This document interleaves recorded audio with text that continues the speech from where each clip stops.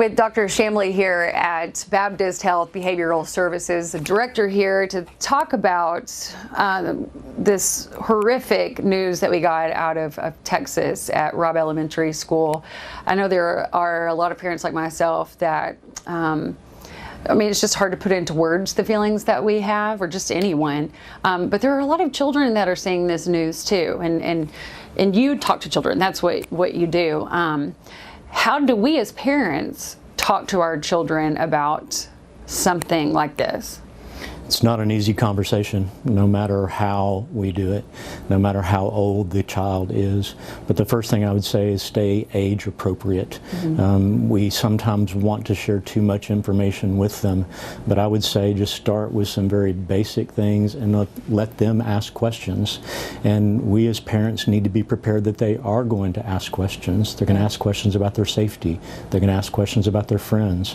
They're going to ask questions about, could that happen at my school? And for a lot of those, we're not going to have those answers, but we want to do everything we can to make them feel safe, to make them feel loved, to make them feel protected, and to make them feel heard. Right. There are some children that are going to be asking their parents, as you said, could this happen at my school?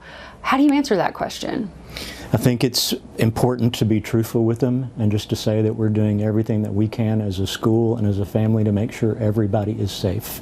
But I would encourage parents not to make promises we can't keep and not to lie to their children, but just to be as truthful with we can as that age appropriate level, and then help them to know that they are valued and that they are working with the school to do everything they can to keep everybody safe. Right. There are some parents that will want to talk to their children about what to do in case something like this happens. If you have an intruder that comes into your classroom, is that a conversation that we should have, or is that something that could cause a lot of panic with our children? I think it's dependent on the child, but I think a safety plan is always a good idea. Just to say to them, hey, if somebody comes into the school that you don't know, you can always feel free to tell an adult, tell a teacher, I'm not sure who this person is. We'd rather err on the side of caution. We certainly don't want to make our children live in a spirit of fear all the time, but we do want to make sure that they are safe and that they know what to do if something does go wrong.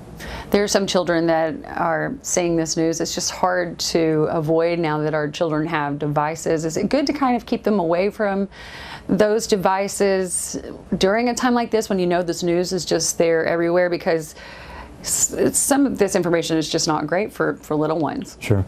In situations like this, when a big news event occurs, I want the family to watch it together. I want the parent to be able to monitor what's going on, because there is a lot of things that children don't need to be watching, a lot of things that are tuned toward adults. And so I want a parent to be there with them to help them understand that, to process it, and to know when to turn it off. Right. There are sometimes even videos that were taken by just civilians or just people that happen to catch it, and sometimes those can be graphic and hard for children to understand, so we need to monitor what they're seeing online. Yeah, and to help them know before any of that comes out, hey, if anything comes up that you're seeing that is unsettling, stop it right there, bring it to mom or dad, bring it to an adult, bring it to a teacher, let's look at it together, and then they can decide whether that's appropriate or not. Yeah, I've heard even some of my friends talk about that their children are scared to go to school after they hear about events like this. What would you say to those parents or those children that are afraid to go to school?